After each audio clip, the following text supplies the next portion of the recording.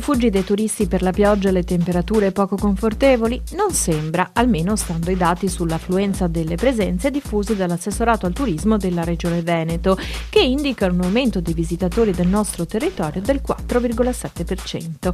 Il dato è riferito ai primi 8 mesi del 2014 e forse in agosto le disdette al mare e in montagna ci sono state.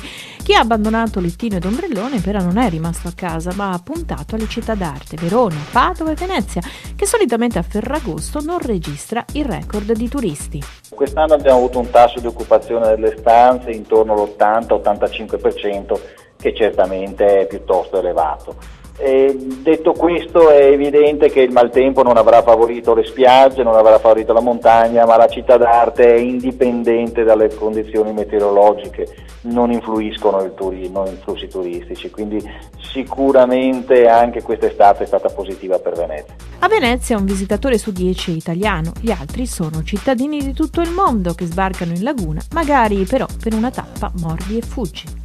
Guardi, tutti avevano il diritto di venire in città, tutti debbono rispettare le regole. Si sono viste alcune scene veramente indecorose, c'è chi ha scambiato Venezia per una spiaggia ed il dramma purtroppo è che la carenza di controlli fa sì che poi si rimanga impuniti.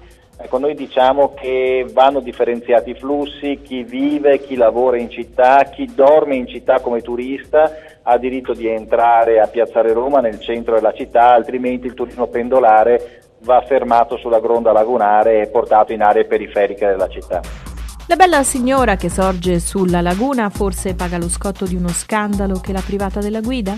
Sì, da quando c'è il commissario prefettizio si assiste a un tentativo rinnovato di prendere in mano la città dal punto di vista dell'ordine pubblico, dal punto di vista della gestione.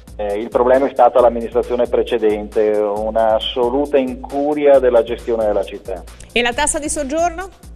La tassa di soggiorno si è gestita malissimo, in quanto viene riscossa dagli unici turisti di valore che spendono in città, ma poi alla fin fine è utilizzata solo per coprire i buchi di bilancio del Comune di Venezia. Andrebbe gestita invece per migliorare l'accoglienza del turismo a Venezia e per consentire anche di fare promozione all'estero.